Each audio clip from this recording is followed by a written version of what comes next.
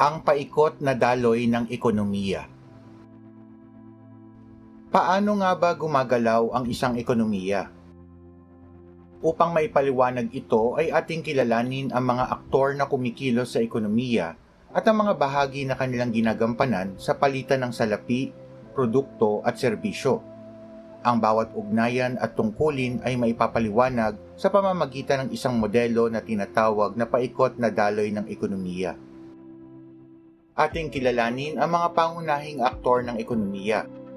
Una ay ang sambahayan na kumakatawan sa mga nagmamay-ari ng mga salik ng produksyon at ang bahay kalakal na kumakatawan sa tagaproseso ng hilaw na materyales at tagalikha ng mga yaring produkto o serbisyo.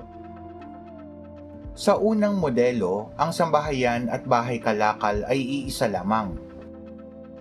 Ang unang modelo ng pambansang ekonomiya ay naglalarawan ng isang simpleng ekonomiya, kung saan ang consumer ang siya ding producer, kung saan ang sambahayan ang siyang lumilikha ng mga produkto at serbisyo na kanilang kinakailangan.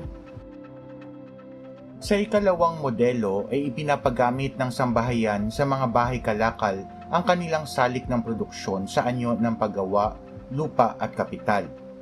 Ito ay tutumbasan ng bahay kalakal sa anyo ng sahod, upa at tubo.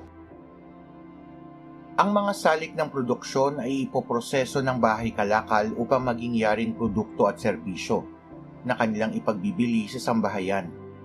Ang salapi na kinita ng sambahayan ang kanilang gagamitin naman upang ipambili ng produkto at serbisyo na siya namang tatanggapin ng bahay kalakal. Sa ikatlong modelo ay papasok ang ikatlong aktor sa ekonomiya. Ito ang pamahalaan. Ang pamahalaan ay lumilikom ng buwis mula sa sambahayan at bahay kalakal. Ito ang kanilang gagamitin bilang pondo sa pagsasagawa ng kanilang mga tungkulin at pambayad sa mga produkto at serbisyo na magmumula naman sa sambahayan at bahay kalakal. Sa ikaapat na modelo ay papasok ang isang bagong aktor. Ito ang mga institusyong pampinansyal tulad ng bangko.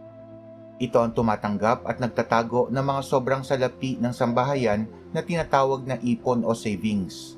Ang mga salaping nakatago sa mga bangko ay karaniwang ipinapautang sa mga bahay kalakal bilang karagdagang puhunan sa pangangalakal na nakakatulong sa pagpapalago ng ekonomiya.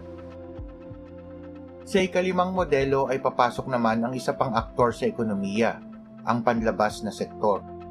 Bilang bahagi ng globalisasyon, ang ating bansa ay nakikipag-ugnayan at kalakalan sa ibang mga bansa.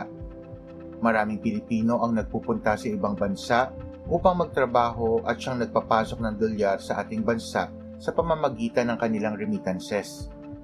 Ang mga bahay kalakal ay nag-i-import at nag-e-export ng mga produkto sa ibang bansa na siyang nagpapasok at naglalabas din ng dolyar.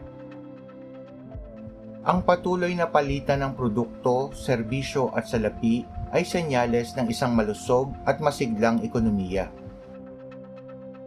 Ang paikot na daloy ng ekonomiya.